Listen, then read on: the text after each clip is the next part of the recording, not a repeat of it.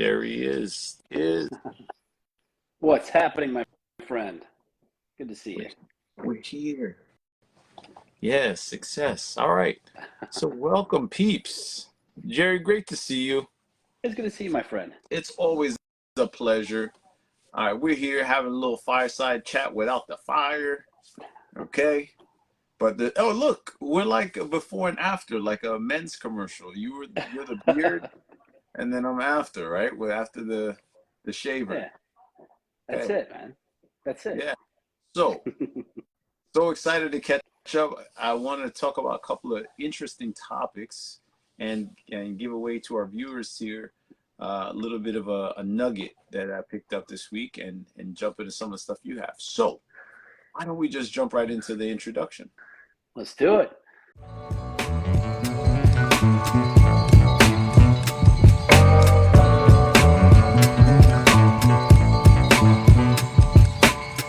Ladies and gentlemen, you are tuning into Foxy and Faith. Mr. Foxy, Damon Hart, Mr. Faith, Jerry Bryson, where we talk about fatherhood, faith, finances, the future, fulfillment, and all things relevant to our lives. Sir Damon, it's a pleasure to see you. And the pleasure is also mine. I'm just back from Florida. Did you know this? I did not know this. Okay, so you were traveling last week. I was in on the west coast of Florida, Tampa, Venice. I even got out to Brevard County, so I wasn't even just all on the west. And it was great. I miss Florida. I like it. Yeah. Yeah. Did you get some Yes. strawberries while you're down there? I did not, but Mm. I want to say that at some point, it's not like going to Strawberry Fest, but I think I had like a little acai bowl, and I think there were strawberries in it. So that's probably as good as I got Nice. down there. But you were traveling last week, were you not? Well, we were on a little staycation, and we went around the area a little bit, and it wasn't as fun as I thought it was going to be, but it was all right. A Okay. little break from work, that's all. All right, low break from the 9 to 5. All right, cool. Yeah.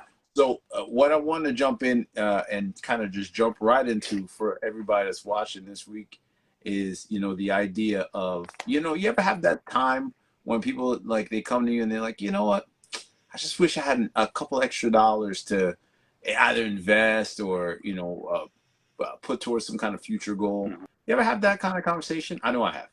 Oh yes. Oh yes. Okay. So I gotta tell one on myself. Please. Okay. I've been in real estate for damn near most of my adult life since I'm like 25-ish in one capacity or another. And it's so humbling to realize that old dogs can get new tricks put on them because I have to be the first one to admit I bought houses over the years and I have yet, aside from my primary residence, ever used credit to buy a home. Can you believe that? I can believe that with you. Yes. Yeah. I can believe that. That's amazing. Now, okay. So now that you believe that, and I have to say, I'm sad being the one to report that because I have learned here in the last probably week and a half, 2 weeks, just the power of credit. Now, there's two different types of credit that we gotta be mindful of, right?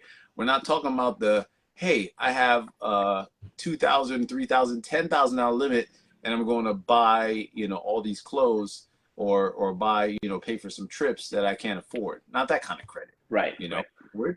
We're talking about stuff like business credit. Now, do you even know the world of business credit? Are you even in tune with what that whole thing is?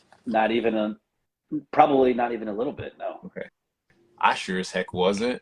I'm a child. Yeah, Enlighten okay. me. So we're both infants. So I'm not the only one. I'm the only one on this podcast that feels like Of course we not. don't know.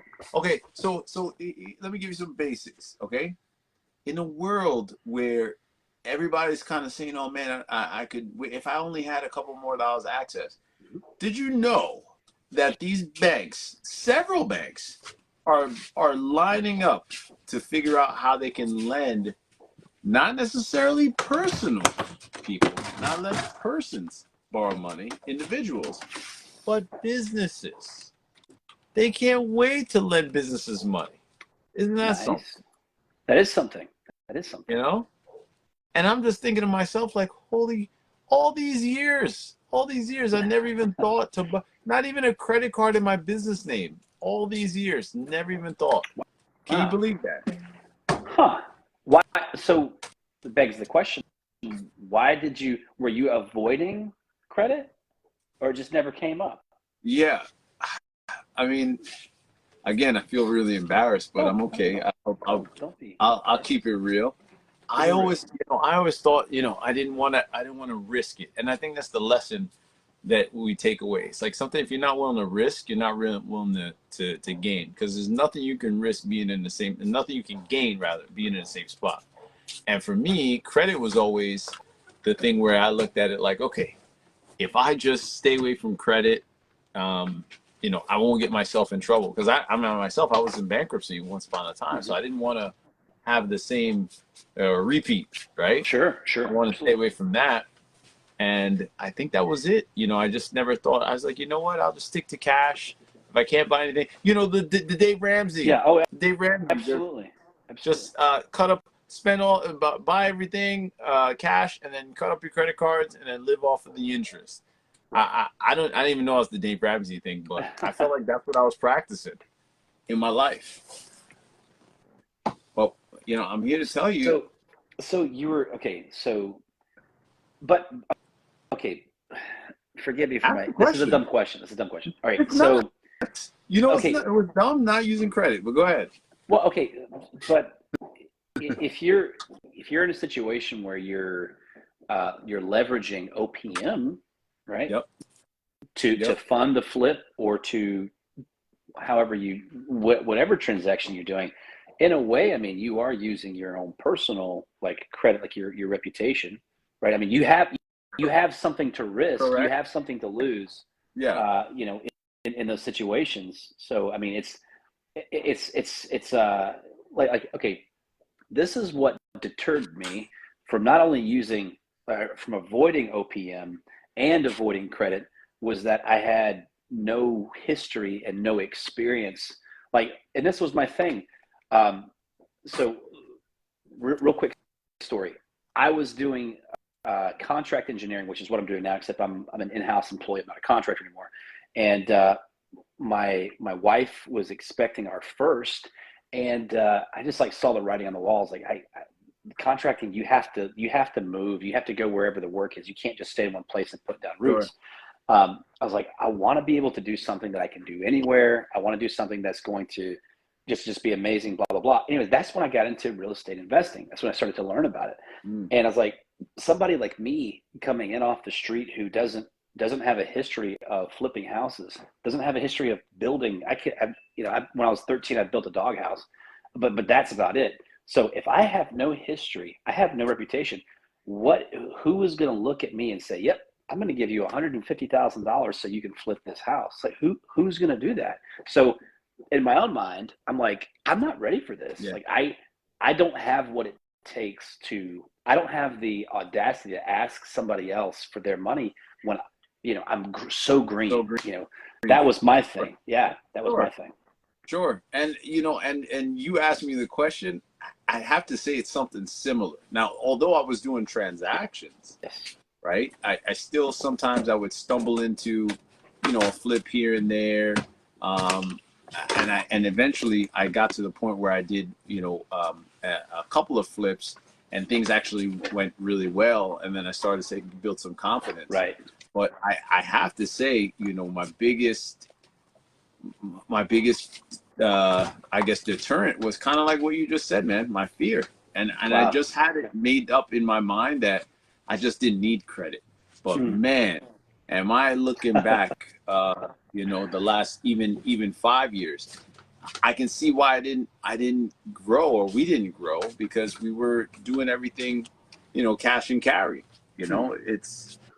It's really difficult. So I'm sharing all this Hmm. because I wonder how many other people out there, and I know we got some people here on the call. So let's see, who do we got here? Who do we got? Uh, Jerry, can we see? It says enabled. I want to scroll, but I don't see the scroll. Okay, we got Bruce. Yeah, Bruce, how you doing?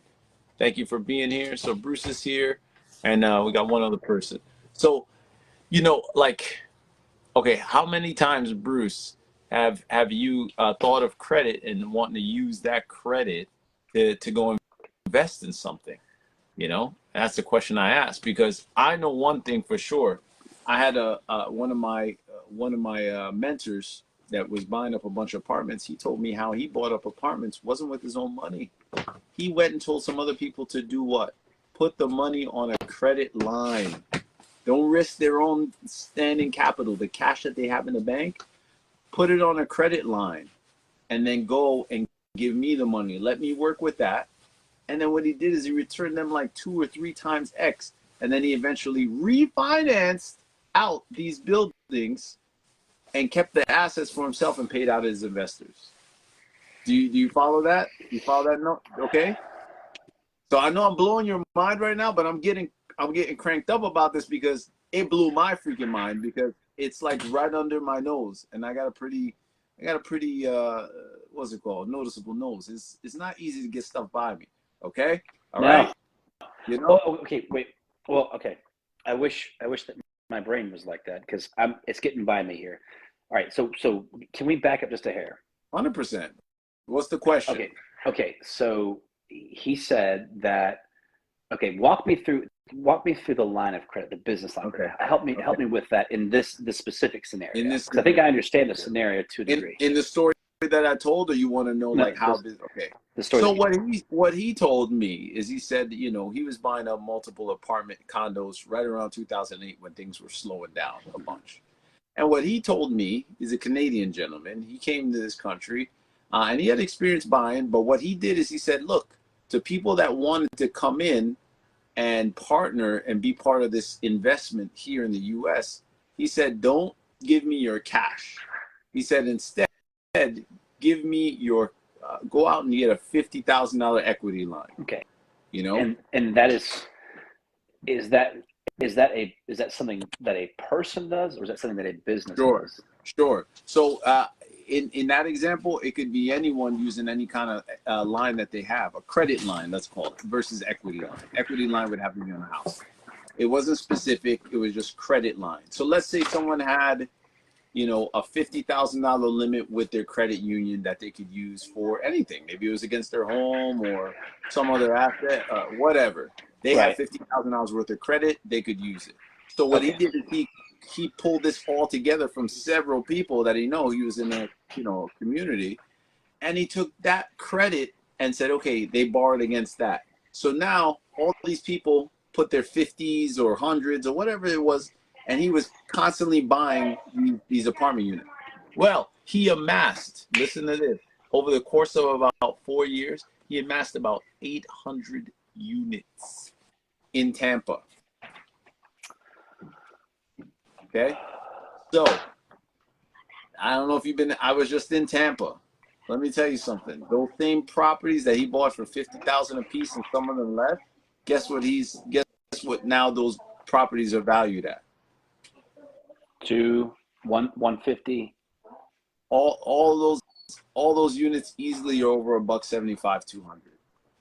So it's 3 times the buy, okay? Yeah. And that's no doubt. And that's what he did.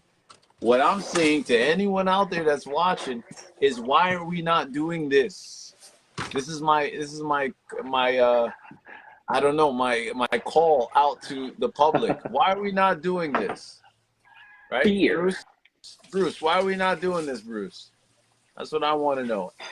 Aaron, Superfin, my man from a long time ago. I know you're still playing some soccer. Why are we not doing this? Why are we not using credit? Why are we not using credit to purchase assets that make us money and our family money and get us free? Why are we not doing that? Scared. Okay. Scared. I was too. I also want to say maybe misinformed, maybe ignorant, maybe didn't know. Because if we knew like better, I sure as heck wouldn't be sitting there and just saying, oh, you know what, I'm going to save up and buy that investment. The heck with saving up. If I could go even and get access to this credit, I could go buy 2, 3, 4, or forget 4 or 5. Let's start with 1. I could go buy one property, invest in something. right? Mm-hmm. Mm-hmm. And I can keep my capital as my backup. If I need to bail myself out of something, I could go use my money and then go bail myself out if I need to. But this is just a promise. I'm taking, my eggs and then spreading them out to all these different baskets. Why are we not doing this? Ah! Well, Crazy, crazy. And there might be people out there doing this. I'm not saying I'm perfect, but it's just I would always raise capital from other investors, right? That's kind of where I started. And like you said, it's a form of credit, but that eventually gets to a point where not everybody has cash when you need it. There's so many more deals that you can do that you didn't have access to because you didn't have the capital. Like credit, credit, and here's the trick that I just picked up on. I got a good buddy of mine that's in that space. He's in the credit space, and you can do personal credit. And his promise is they can help you gain, anywhere from $100, $200, $300,000 worth of credit every 6 months, personal. Okay, that sounds exciting. Sounds crazy. I know. He does it all the time. But what about the other side that I just learned about, which is business credit? Just having an LLC, establishing some credit with that LLC, and then going and applying to banks that need to lend you money, and then using that money that's going out and being put into businesses or into some asset. And there is a lot of times they're not even guaranteed by you, meaning that if something goes wrong, you don't have to. You're not on the hook, so to speak. The LLC is. Isn't that? that's Isn't that interesting. like wild? That It's is that wild to is me. wild. It's wild to me. That is wild. So I don't know. I mean, for anybody watching the replay, look at Jerry's face and look at mine. Okay, Jerry's he's a little bit more reserved than he has a stern look. I almost want to punch myself before this because I'm thinking to myself, how long did I wait? How long did how did I miss this? Right? I'm So grateful now. yeah. So now that you have this knowledge, you're just ready to jump into it, huh? Dude, right now I'm working on building my business credit because it's a process. I didn't know anything about this. Yes. And I'm a guy, I've done hundreds of transactions, real estate transactions, hundreds. Okay. And millions of dollars worth of real estate, and I never thought to once use that. So now I'm saying, okay, thank you, God, right, for bringing this to my I don't know, attention, Yeah. in my field of view. Right. So before I And forget, and this is exciting. I feel I like it's am, new to me. I see yes, you're excited, me too. and I'm excited because you're excited. So We're both excited. we're Let's both talk about it. excited. Well, before I forget, to add to the excitement, okay. So I was at the dollar store in Berlin, Georgia.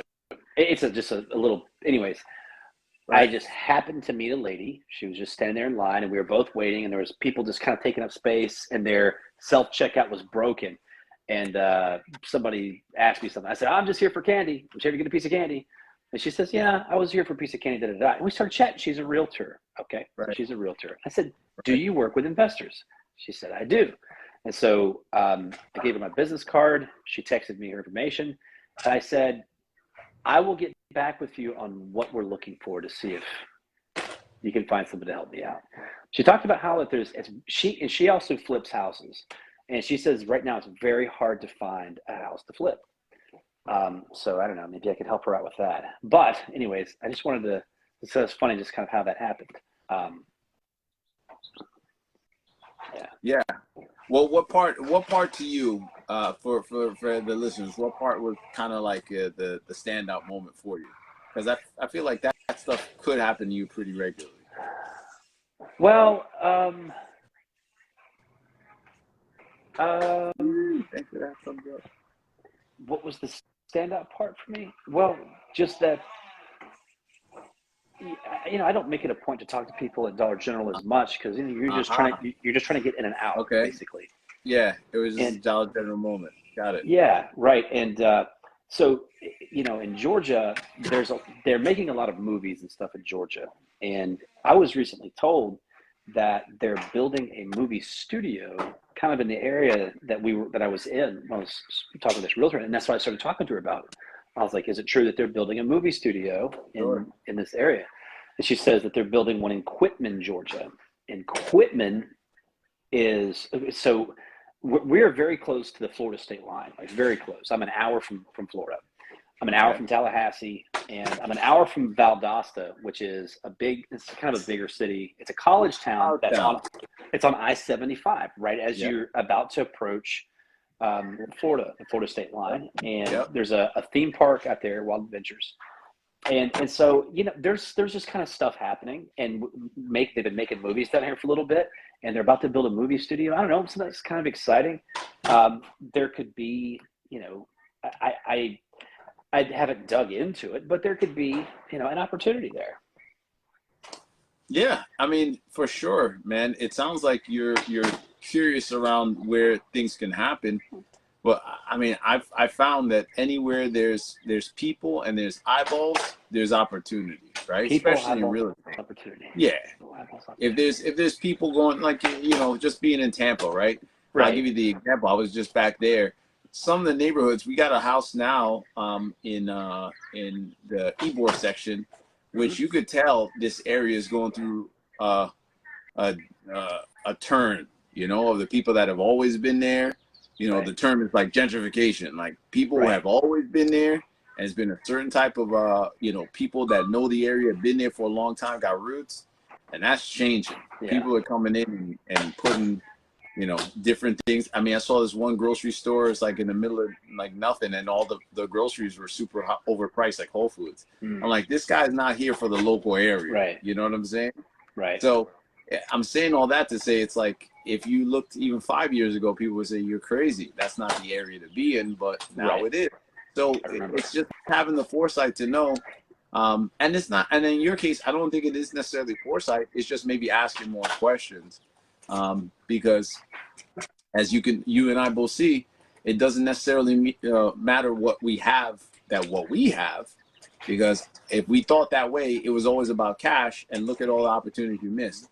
I think the bigger picture that we're talking about here in the podcast, guys, is how to get yourself around, more access to cash. One way to do that personally is with credit. The other is with just being out there and looking for opportunities and getting around other people that could benefit. I mean, it's like, it's almost one-on-one, right? But it's what we're talking about. Because look, did you ever think at some point, just taking it, did you ever think at some point you and I would have a podcast? That wasn't on the radar, right? But here we are, years later, sharing the stories that we have together and apart. No, Damon, it wasn't on the radar at all. Tell them. I had just been talking to a guy at church who works for a local bank. I was telling him about you and me, and I was telling him about real estate. And then, boom, the next day, Sir Damon gets in touch with me about a podcast. Just as we can't make this stuff up. it's like magic. Stuff up. It's magic raindrops. It is. It's God. It's God. It is. This is faith. This is, and I don't know how many times you've had this, but like, people say also it's serendipity, and it's no coincidences. Whatever you want to believe, is fine. But just know this: if we can all, you ever had this moment where you're just like, yeah, like, oh my gosh, I thought, when you hear that great idea, you're like, oh man, yeah, that sounds great. Yeah, that would be a good idea. Why didn't I think of that? Yeah, it makes so much sense. The reason it does is because we're all connected. Whether we want to believe it or not, we all have the same experiences. We all have the same challenges in our relationships. I remember a book when I was a little kid, when Kirtan was potty training. It says, we all poop. We all poop. You remember that? Yeah, I remember that one. We all poop. That's the name of the book. And that's true. We all do. So why do we think we're so different? is because we're constantly being divided in our attentions to make it seem like we're that much different. We're not. We're not. We're not. So the key here is just to remember that and just know what it is that we're looking for. We might only be one or two, people away from what it is that we actually want. The challenge is having enough courage to just say, yeah, this is what I'm looking for. So I'm looking for credit. Anybody know anything about credit? I'm looking for more information about credit. Let me know. I'm learning. I am open to learn about credit, all types of credit. So, okay, let's take a bank for example. Yes. And say, okay, you're a business. How does the bank go about establishing what level of credit they're willing to set you up with? Okay, those are really great technical questions. I can give you a glance over, but what's funny about 2023 is all this information, most of it, you can just do a YouTube search and this stuff will pop up everywhere. Like we're blessed.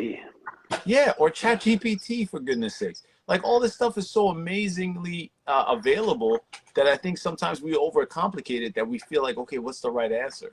Just start. I mean, credit to me is just like, okay, I mean, I'm like somebody that likes to get information from people, right? But sometimes the information that you get online is just as credible if you find the right source. So just go type in your query, do your chat, do whatever. But when you get that information, the information I gathered is not that complicated. I got it from a few videos online. And to me, it seems like, hey, yeah, there might be some steps in between that I'm missing, but it don't sound that complicated.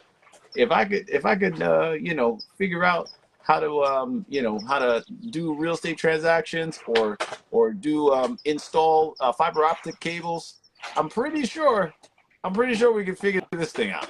I'm pretty sure. Okay.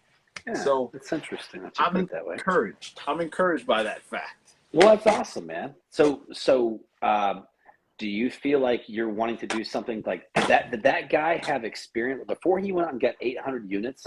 Did he have experience at that scale, or like how did he start? 100%. Now his start, I mean, he's been buying residential units and property for years, over 20 years. So it's not like he just started and said, "Oh, let me get all this credit." But he that's come up with the idea one day, right? Yeah. He just saw a YouTube video and said, "Let me go." But here's what I will tell you. I think there is something to be said about having just enough information and then going and getting started. Yeah. I have some colleagues of mine that belong in this mastermind, and these guys were accountants. Okay, they weren't corporate raiders or people that took over businesses. They were accountants, the bean counters. Okay, and in about 6 months in the Pittsburgh area, these guys put together a portfolio of rental units over something ridiculous, like 500 or 1,000 units, rental units. Okay, these are bean counters. Okay, and what are they doing? Are they really skilled? Yeah, they took the skills that they had. Their magic skills, like, yeah, obviously they understand the numbers and they had some credibility. But what they did is they took that and started moving things around. And now that I think they're well over, I gotta say they're over 1,000 units by now. But we're talking like in a short period of time. These people are like the success stories. So people are gonna say, "Oh my God, that I can never." Okay, let's not worry about all that, right? We're just talking about just getting started. And that's where these guys got started and got rolling. Wow. So that to me is what we all really ought to be after. It's just getting going. So, if I wouldn't try to be my my mentor and say, hey, I want to get going and buy 800 units just like you in a year. That doesn't have to be the goal. The goal can be, well, how can I get more of this credit? How can I align with the people that can help me fill in the gaps to where I'm not strong, right? Right. Like anybody that tells me that I want to be in real estate, you know what I tell them? And this is my favorite one. And I want to be in rehab. You know what I say? I first asked them, I said, "Do you have any rehab experience?" They say no. You know what the next question I said? If you're going to do it, don't you dare do it without a contractor that trusts, and knows what they're doing in rehab. Otherwise, you're going to lose money. Right? Sure. So yeah. it's points like that where you have those complementary parts, then you're more than likely going to have success because they know the things that you don't know, and you use the skills that you do have. Absolutely. You know, Absolutely. That's awesome. So, uh, okay. So credit. okay. So let's say with credit, take, okay, kind of what your first question was at the beginning. You know somebody, you talk to somebody that's just like $1,000 extra dollars or a few thousand extra, they want to make some extra money. Right. Okay. So Mr. Joe Plumber, who let's say he works for somebody else. He doesn't have a business. How can he go about getting credit? Or is it something that he needs to pull other people together, like some of his other plumber buddies or electrician buddies that maybe own their business or something? Say, hey guys, let's pull some money together and let's get some credit. And then is And it then do it. possible? Yeah, it's Yeah. possible for them to group up like that. Okay. Yeah, I get it. And in principle, I can say for myself, like I can't give everybody the blueprint because I'm new on my credit journey, right? Sure. I told you about that. But what I think it is, it's as simple as, okay, well, what's the goal? Like, are you guys pulling stuff together as a group? Right. Because you can pool your money together and everybody can have their own credit and then pool your credit together, right? Like imagine, let's use just a simple number, like $25,000, right? And we got some people here on the call. So, hey, Sean, what's up, brother? Haven't seen you. Well, I talked to you. I was in Tampa the other day. Trinidad, what's up? Tell mama said hi. Albert, my cousin, what's up, baby? All right, yeah. So, and then Bruce is still going strong, and Aaron. Okay, cool. So, just want to give you guys a shout out. So, let's say 25,000 is our number, okay? Which is pretty reasonable to go get. So now we all go get our $25,000, okay, from the banks. But we have to do something to get that. I'm going to suggest either personal, which most people say, my personal credit is not that great. But how do you know unless you look into it? So start there. And then if you can go after business credit, that has nothing to do with you personally. You can establish business credit for an entity separate from you. And then some of these guys would give you, let's say you rack up a few different banks. It's not all 25. Maybe it's 5 here, 10 here, another 5, but you end up with 25.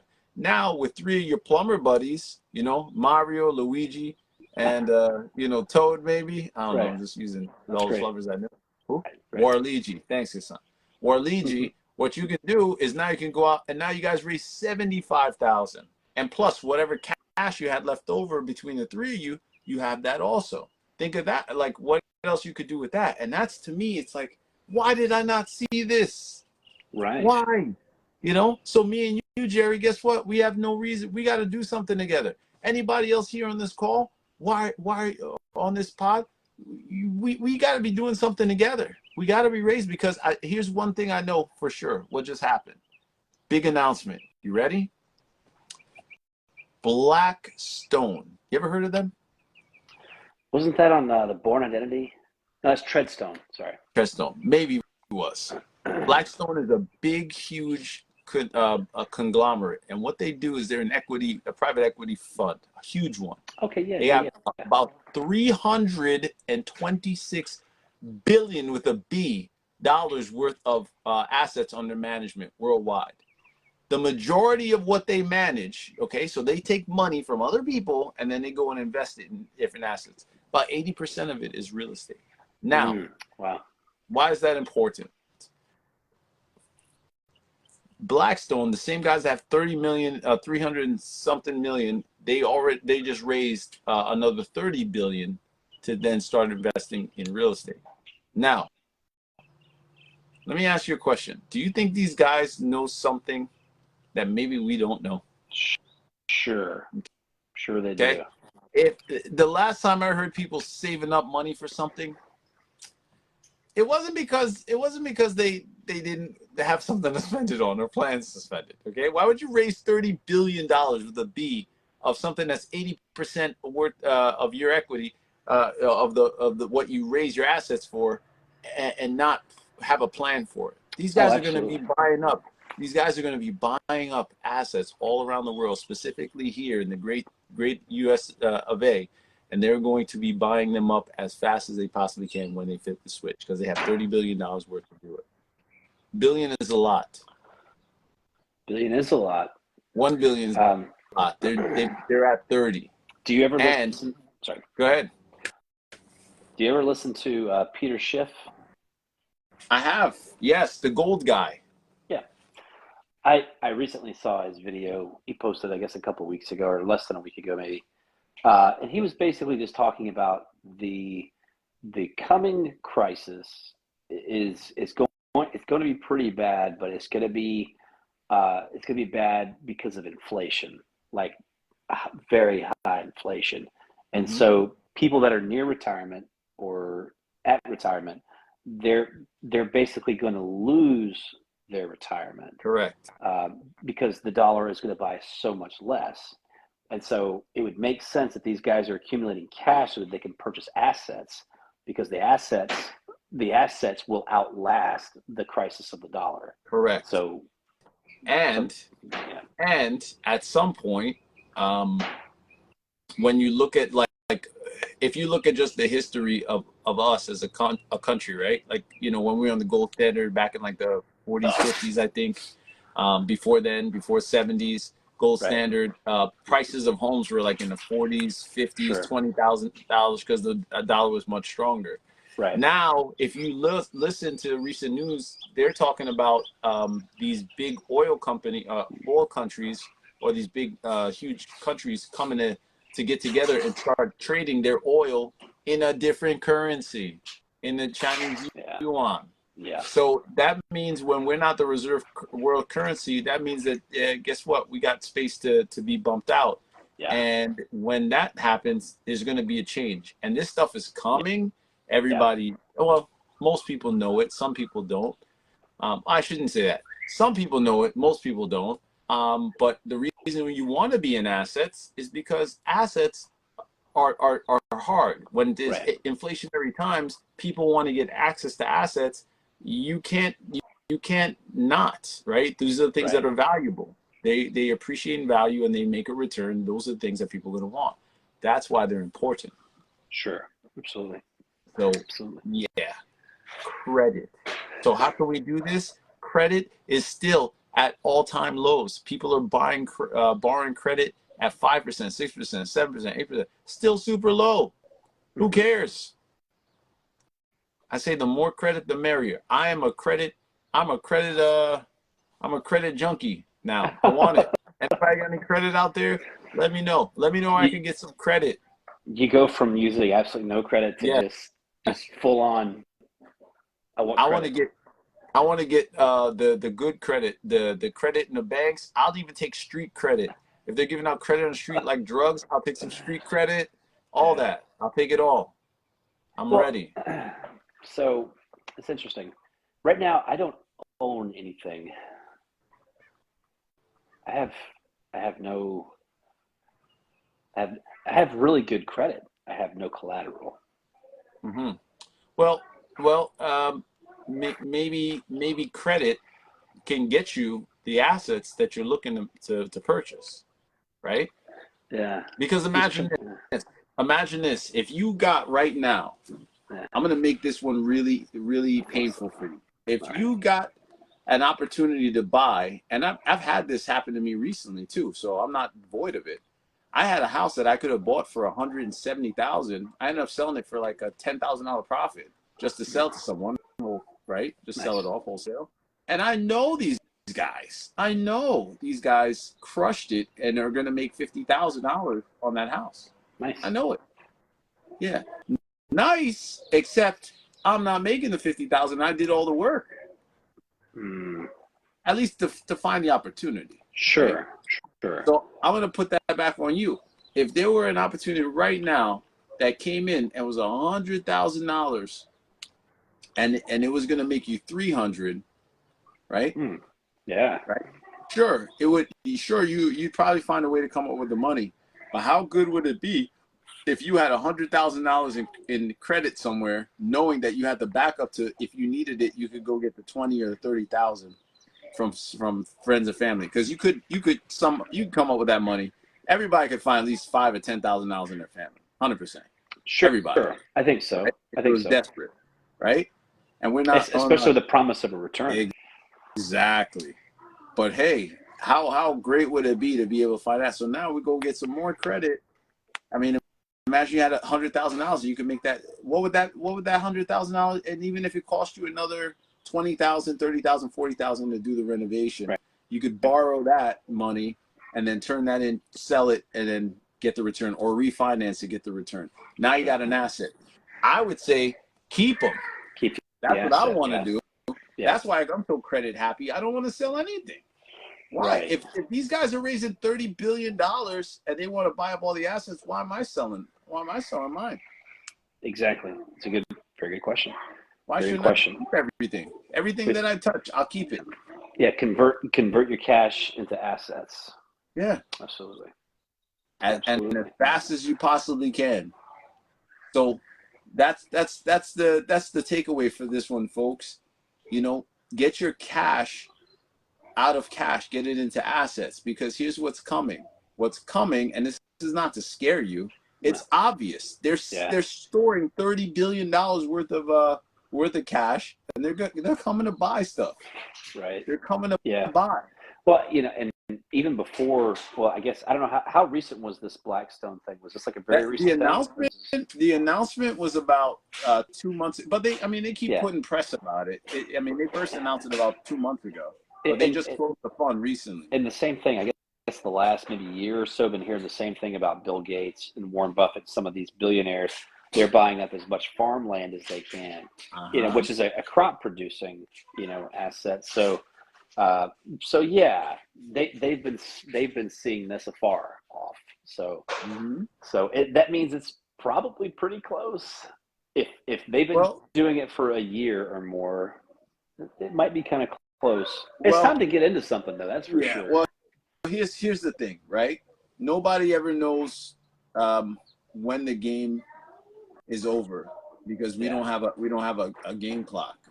Yeah. But I tell you one thing: if you're sitting on the side, look at that. That was the game clock. If you're sitting on the side, that was perfect. That was. You're not in the game, and guess what? You lost. You can watch all from the sidelines, but guess what? Those fans do at the end of the game. They go home. They're depressed. They talk about what they would have did, should have did. Oh man, I wish I was out there. If I was out there, that doesn't get you. That doesn't get you shit. Yeah. Not in the real world. You got to be on the court.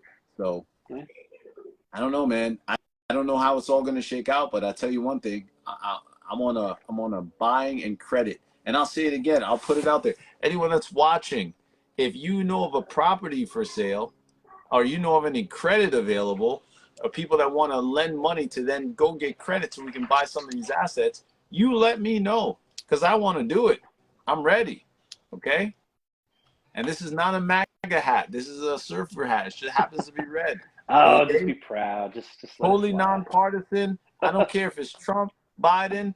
None of those guys are buying us properties, by the way. I want to be buying properties with you, to help my family, and America. I don't know where we're going to end up, but I feel like if we got more control over our assets, then we're in a much better place than having somebody from overseas come in and swoop it up and buy it. This is still our country as long as we keep it. How can I make money with you, Damon? Well, Jerry, the easiest way is that I think the best way for us to partner is just to talk about what resources we both have, right? So if you have cash, then it's like, okay, well, where can we put that cash? But I think before any of that, the number one thing is let's get access to credit, because the credit is going to far exceed the amount of cash that's available, right? Because if we can get a loan and a promise of 100,000 and we have 10,000 or 20 or 30 in the bank, well, now we got 130 instead of 100, instead of 30,000. Right. Now we have some buying power. Name of the game. Yeah. And now we pool all that buying power together. That's the magic, you know. Why, I want to create a Blackstone version where we can own Florida. How awesome would that be? That'd be nice. And then we'll come out to Valdosta because it's close to the border. We'll take that over. Yeah. Buy a little bit of Moultrie. Buy like half of Jerry Street. Whatever. That's right. But that's the name of the game. So that's how we could work together. Aside from doing an amazing podcast every Wednesday, 9 o'clock. Tune in, 9 o'clock Eastern, Eastern time. you know, Foxy and Faith. Foxy and Faith. What do you think? I'm gonna start doing my homework, and I definitely want to make money with you. Cool. It just, like I read somewhere, I saw somewhere where there was one human being that predicted, he was right on time with the 1929 stock market crash, and something else too, or it was the crash, and then it was something else. Maybe it was the uptick when it picked back up. But he was like the only human being. He figured. Anyways, like when 2008 happened, I was not thinking about real estate. I wasn't thinking about the houses, and all that stuff happened, and I was oblivious to it. It didn't affect my bottom line. Yes, sir. I mean, nothing happened to me in our little world when that took place. But I started to meet people that had been burned by that. They got caught up in the fallout of it, and they lost everything because they were holding all these houses and stuff, and I guess they weren't able to hold on to them.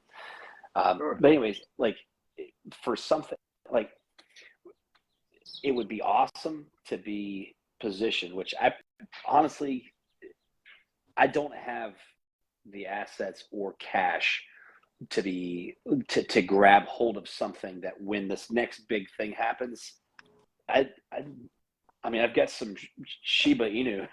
That's it. Sure. I'm not poised to make billions. Maybe billions isn't the target right off the bat. But Thousands.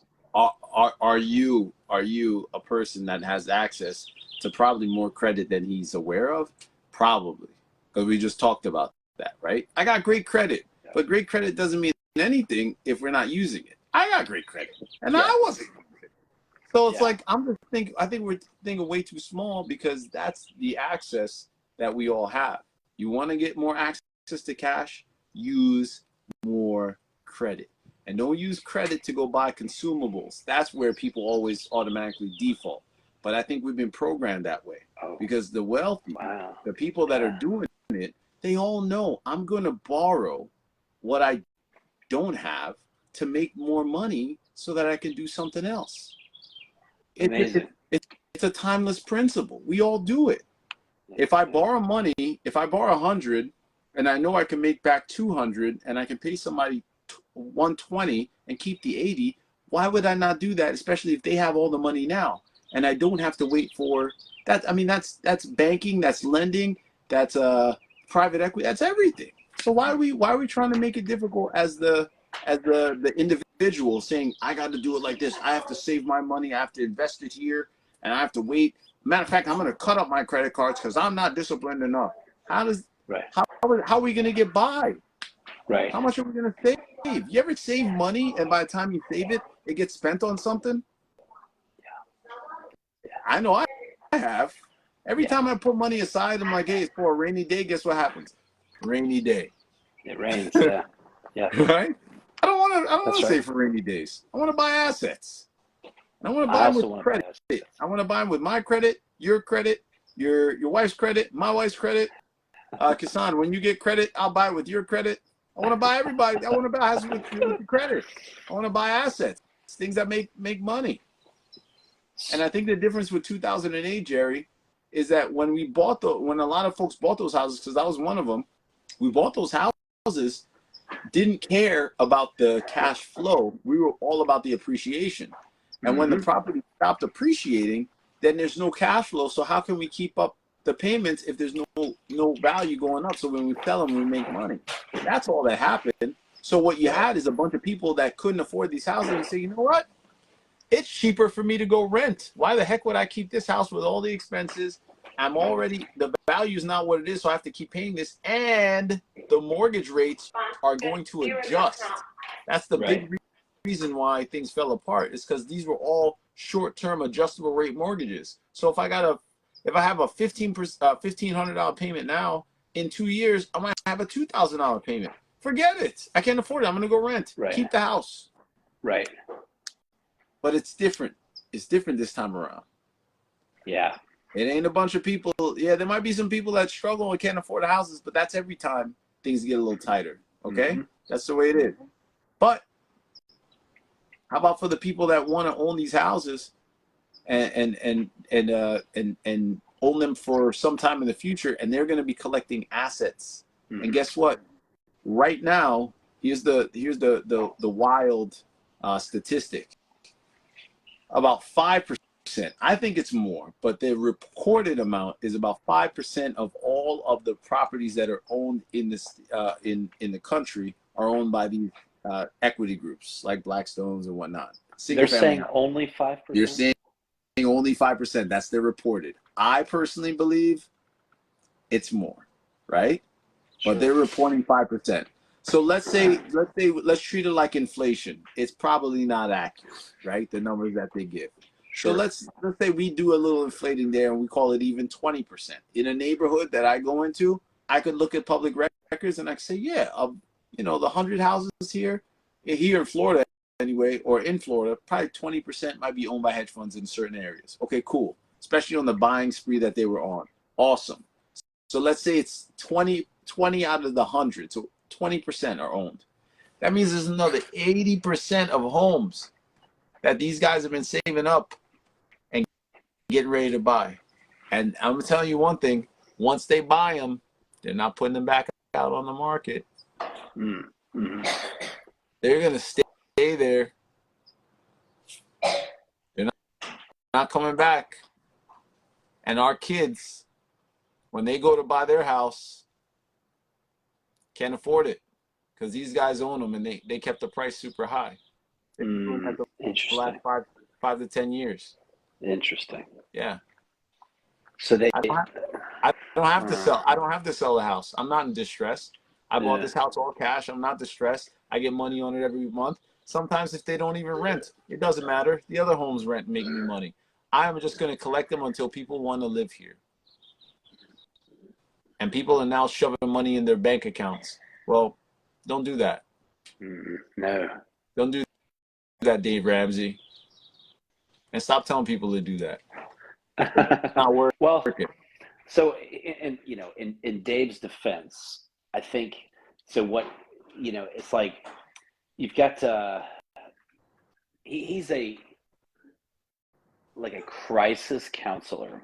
So when people come to him, it is not because they have been successful at business. They come to him because they suck at everything, right? Like me, completely somebody who coming up was just completely financially illiterate. They just made a mess of my finances and didn't know how to get out of it, right? And so you go to him and it's straightforward, it's common sense. A lot of it's actually scriptural. Yeah. But like I have heard people call him.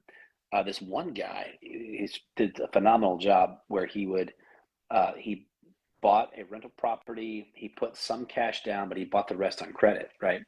And he would rent it out for a little while. Then he would refinance, then take that, do another rental house, and just kept doing that until he had like over $2 million worth of assets, just in single family homes, right? And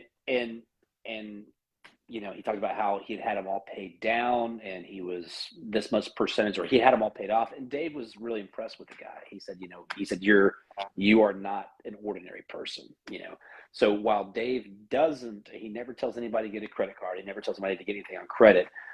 He does recognize someone that's business savvy is not the same thing as someone like me that's just a consumer and has had problems in the past with consumer debt. You know what I mean?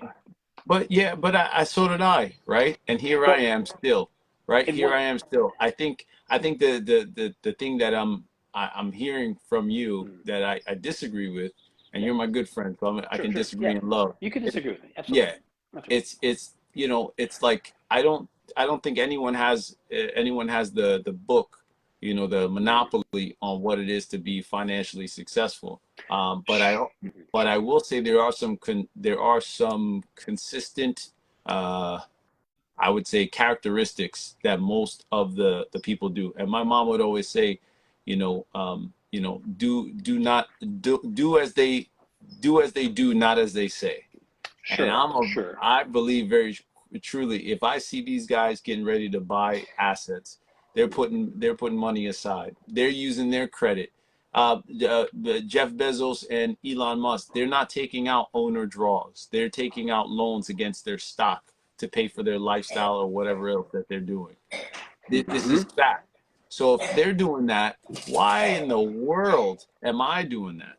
Except for the fact that maybe I'm misinformed and I'm taking advice from people that just don't know as much as these guys do. Because I want to do what they do, not as they say, to get what they Interesting. have. Yeah. And I don't think Dave Ramsey, aside from him being, and it's not, I'm not gonna get, I don't even know Dave Ramsey, Yeah. okay? But I take issue with the philosophy because it's like you're telling people just to be, good worker bees and save their pennies. But the goal for most people is not just to Yeah. survive. You want to thrive. I don't want Right. to just have enough, just to get by. That's not fun. It sucks. Well, yeah, and so you take somebody like, okay, so Dave actually, I just found this out the other day. Dave actually has about $600 million worth of real estate, and it's 100% paid for. I mean, okay, sounds good. 600,000, but I guarantee somewhere along the line Six for that. hundred million Okay, 600 million with an M. with an M. Somewhere along the line, that guy used somebody's credit. There's no way you're Uh, mad. As old as he is, I would even challenge if there's somebody out there that could show me some Dave Ramsey financials. I guarantee somewhere along the line he borrowed some of that money from somebody. well, so do you know Dave's story? Nope. Did he win the Okay, lottery? so he was a 26-year-old millionaire. He had $4 million worth of real estate on paper, and the bank that loaned him the money to purchase the real estate was Well, there you bought go. out by another bank who started calling all of his notes in, and he Yeah. had no choice, and he spent 2 years losing everything he had, and it almost cost him his marriage. And so he had to sell, and he lost the $4 million that he had acquired through using other people's money and whatever line of credit or whatever through this bank when they called his notes due. And he said that that's when he really got to know the Lord. He said he met the Lord when he got saved, when he was on his way up, but he really got to know him on his way down, right? And so he said I'm going to learn about God's way of dealing with money. And so he dug into the Bible, and he took all the proverbs and everything that the Bible teaches about money, and he put it into practice. And that's what the formula that he has come up with. That's what he uses, and that's what he lives by. They don't. Him and his family, and his kids are on there too, or one of his daughters is Rachel Cruz, and they don't buy things with debt. They buy things with cash. And he has $600 million worth of real estate. He owns the big building that he's in Nashville, and it's a big deal, man. Yeah. And all of this happened like 35 years ago. So like whatever, 26 and 35, and Sure. he's 70. He's in his 60s or 70s, anyways. So he's done it though, man. Yeah. He Hey, called. man. Look, look. I keep. I've heard a lot of really amazing stories, and I know I'm gonna call bullshit on that one because he even started out with a loan. I'm gonna call bullshit on that one, Jerry, But because he he lost all he his money. he still borrowed, and I guarantee somewhere along the line he borrowed some more money. Because that's what I'm gonna do. I'm gonna Well, borrow some more money. I'm gonna borrow as so much money as I can, and so will you. Because you're not gonna be Dave Ramsey. well, You're not gonna waste. 35 years just getting 600. He would have had $1 billion by now if he had just borrowed some more money and his well, building. so so how he was able to get started back from nothing was that Yeah. he was in real estate. So Oh, he was as an agent. as an agent, yeah, yeah. So Ah. he started selling Oh. houses when he was Oh. 18, and he said interest rates were like 18% or something. They Oh. were really high. So So yeah. so So I'm sure he never did owner financing either. Nah, not in well, 18%. No, I'm sure he never did a seller carryback. This is okay. We're no. done because I don't want to burn up. I don't want to burn up really positive podcast time by me being an ultimate skeptic. but it's nonsense. His story. That's probably why I never even consumed any of his stuff, because I'm super judgmental about his story. It's the first time hearing it, and I don't like it. I think to tell people to the access to wealth is by using their own income and just doing it bootstrap, I think is I get it's responsible, but I also think it's one-sided, and I think it tells people, it sets them up for doing things forever. Well, Time is not on your side. You gotta hit the ground running, and that's where leverage is going to help you do it. The banks do it, super wealthy people do it. Everybody does leverage. So why well, wouldn't we? well. Why So wouldn't we? here's what I'm curious about. Okay, Yeah. so you're familiar with the book, The Millionaire Next Door? Yes. Okay, and in the book they talk about how you measure wealth, right? Hmm. Wealth is your assets Minus minus liabilities. liabilities. Sure. So, like the doctor that makes $1 million a year, although he spends $1 million a year, he's not worth. He has no money, right? Fair. So, how does one go about using a line of credit, still have any wealth if you minus the liability? Okay, because you got to look at what the asset or the liability produces for you. Right, right, If the liability is just your personal house right, that you live in, which is what most people do, if you just live in a house and you're paying the mortgage and that's not producing any income, that's just money that's flowing out. right, And the only thing you can get back on that is appreciation, because you can't get cash flow. But right, when you buy an asset that will produce you some kind of return and income on your money, right, now it becomes income producing. So it doesn't matter what the leverage is. So, I think people only think about that in the context of it's their own personal home, right. or if somebody buys a vehicle. I just rented a car, and I rented a Tesla Model 3 in Florida to drive around for a week. I paid $650 for the whole week and staying. Great car, great experience, everything was beautiful. The owners purchased that car, I'm guessing, with financing, and they're using Mm-hmm. it as a rental. So they're producing and making income. Same with Airbnb, same with a standard rental. It's all Sure, coming out as in profit. So I sure. think that's the thing that people want to focus on. They want you to be kind of like, the secret is not to get to zero fast. The secret is to Right. get leverage so that you can take that money. You have a Yeah. hundred or $200,000 in equity in your house. Take Right. that money. If you're only paying 5% on a return, or the cost of that debt is 5%, and you can go make 15%, you're positive 10%. Why would you not use the money? And Dave Hmm. Ramsey is saying, I'm not even gonna say, I'm gonna call him Dr. Dr. is saying, so we don't drop his name too much. Dr. is saying, guess what? No, cut up your credit cards, never use the debt, because you go to zero. Then guess what? Okay, yeah, in 20, 30 years, okay, great, your house is worth 700,000. But that's if you make it. What about trying to enjoy your life when you're So when you're young? so Buy okay. assets. This is okay. So this is. Let me just real quickly give you his whole thing. All right. Step zero is make a commitment to never borrow money or use credit cards. Step one, I'm out just hear me already. out. Just hear me out. Okay. Hear me I'm out out. already on DR. Yes, I'm Okay. out. Go ahead. Step one is to save up $1,000 for an emergency fund while you are paying off your debt for any emergencies that come up. Step two, yeah. Step two is the debt snowball, where you take your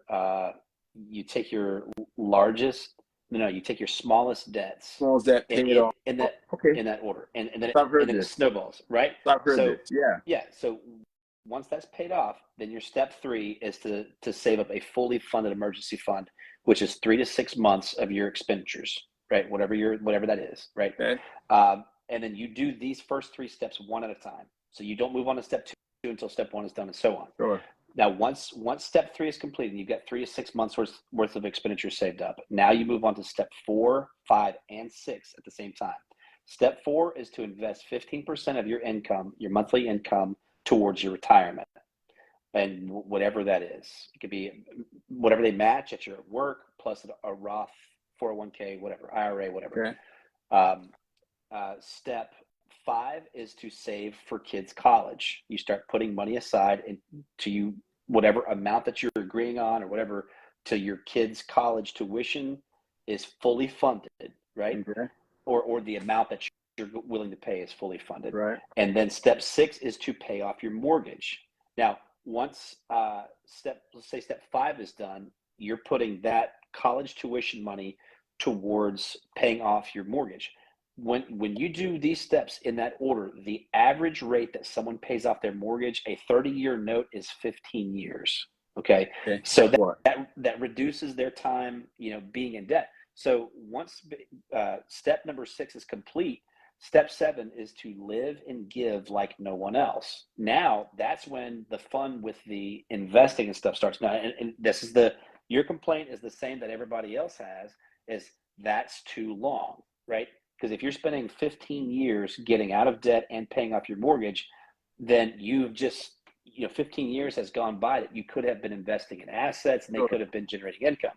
Sure. But the research and stuff that he did, he wrote this book. He spent like 2 years interviewing 10,000 millionaires, and how they come across, or how they built their wealth and what they did. And he doesn't say don't go into debt for anything. He doesn't say that. He says don't go into consumer debt, and never go into debt for anything that doesn't appreciate in value. Well, So obviously, like a what we're house. saying, then I don't disagree with DR. I think we're Yeah, saying the same thing. Yeah, but 100%. he's not about to cut anybody that, like, okay, you've been doing real estate, like you said, for most of your adult life. He's obviously not going to put the same restrictions on you because that's your business. That's what you do for a Right. living, right? Right. He's not going to put that on you like he would on me, somebody that I don't do that for a living, No, but right? I think his rule is applicable universally if we're Sure. talking about just the consumer debt part. But we're not talking Absolutely, about. absolutely. Yeah, but Right. Yeah, that's the part where I'm lost. I think well, we're collapsing the two. If so, we're but talking, Jerry, if mhm, we're talking about just like, okay, how can we grow right. and ascend, it's going to be the fastest way to do that is not by paying off debt, is by utilizing debt and credit, in my opinion. And how I know that is just simple math. Sure. If I came to you and I said, hey Jerry, if you can lend me, $100, and I give you back 20, we're not even talking thousands, we're talking Sure. 100. I give you back 120 in a year, and you're thinking to yourself, okay, well, if I leave that $100 here in my bank account, Mm, produce I'm gonna nothing. get, yeah, I might get a dollar or two, but it's not gonna be 20. Not at my Not bank account. okay, not right, but yeah, or anyone's bank account, right? Yeah, right. And that's the reality. So it's Yeah, like I would say 100% of it's consumer debt, because now you're taking consumables right. that now you're gonna pay over and over again. That I get it. I get Yeah. it, DR. No problem. But that's not Yeah, what we're saying here. We're saying here, right. if we got access to credit, even if it is a consumer credit card, a personal credit card, Right. if Right. it's 29% and I could take that money with somebody that's skilled, or if I'm skilled enough, and I could Yeah. take that $20,000 or $30,000 or $50,000 and turn that into 75 in Mm, 4 months or 5 months, why in the heck? I'd do that and then pay off my 50, and I got 25 in profit. And I could take mm. that money and reinvest it and reinvest it and reinvest it and work my way up to something else. And I guess that's the rainbow of everything for me. Mm. And I think you're saying the same thing, so I don't want to like overtalk you. No, Uh, no, no. Yeah, yeah. Absolutely. I just, I don't know why I got so worked up about Dave Ramsey, but I think, I hear a I lot about I the guy enjoyed it. because, yeah, I hear a lot about him because, and I think, like I think he kind of centers his message in scripture, and Mm, that's great because everybody needs something to attach to. mm, But here in this world, mhm, like I look around, I'm spiritual and I believe in God, but I also mhm. know God makes information available to those who look, who aren't just following the herd, because if you think about it, how Jesus was even crucified is because everybody just believed what the herd said, Mhm. right? I That's a don't know the good Bible point. that much, but I know one thing: those people weren't free thinkers. They just went along with everybody, and then before you know it, the Savior's up on the cross. So if you're telling me if they would kill one of the most important human beings of all time, and that was a product of people not thinking independently and actually doing what's right, you trying to tell me that all the stuff that they've been, I look around at all my family members and even myself here, like I didn't get, I didn't get uh like this a massive wealth by doing it the saving way. I didn't do it.